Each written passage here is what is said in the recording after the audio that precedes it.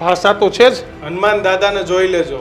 હનુમાન દાદાથી મોટા કોઈ દાદા નથી. એક જ દાદા જો છે. ગુજરાતમાં હવે કોઈ ગેંગવોર આવી, ભાજપના પ્રવક્તાઓને અનેકવાર સાંભળ્યા છે કે 90 પહેલાનું ગુજરાત કેવું હતું, 90 પછીનું ગુજરાત કેવું છે, 90 પહેલા કોણ તક લતીફ હતા, એના સિવાય અનેક એવા નેતાઓ, અનેક એવા ગુંડાઓના નામ છે તે લે છે કે આટલા ગુંડાઓ ગુજરાતમાં હતા.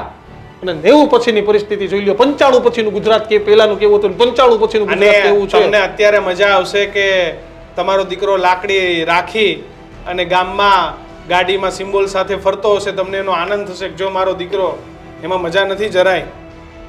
દીકરો બગડી જશે ભાઈ.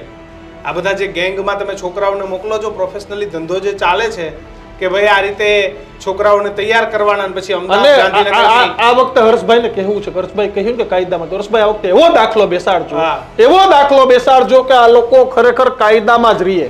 અને ગુસ્સી ટોકની કલમ લાગતી હોય તેની નીચે કઈ કલમ જ ન લગાડતા. અને જે આખી જે એમો ચાલે છે કે ભાઈ આ રીતે ગેંગ બનાવવાની અને છોકરા તૈયાર કરાવવાના, એનો દમદાટી મારવાની અને અમદાવાદ ગાંધીનગરની સરાઉન્ડિંગ જે મોંઘી જગ્યાઓ છે એના કબજા લેવાના, ત્યાં 20-25 છોકરાઓ પડ્યા રહે અને જેની જમીનો હોય, જે મૂળ માલિકો હોય એને બીવડાવવાના આ જે ધંધા ચાલે છે, આ ધંધા એ હર્ષભાઈ તમને કહું છું કે તમારા ડીજીપી ને કહીને આવા લોકોનું લિસ્ટ બનાવજો.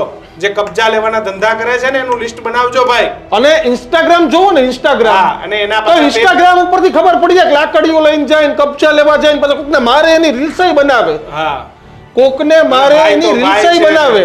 આ બધી જે અત્યારે જે આખો કાર્યક્રમ ચાલી રહ્યો છે ને, પોલીસને કહું છું થોડું એક્ટિવ થઈને અને આ લોકોનું મનોબળ તોડો. આ જે લાકડી લઈને એમો છે ને, એ કેમેરામાં પહેલી વાર સામે આવી. બાકી જમીનના પોઝેશન લેવામાં મોટા ભાગની આ એમો છે.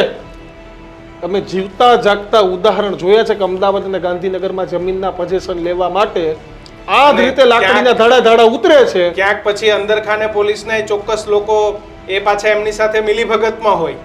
નહીં, સેટિંગ વગર પોઝેશન મળતું જ નથી. હા, એટલે એ બધી ગોઠવણો ભાઈ, બધી જ વસ્તુ બધાને ખબર છે.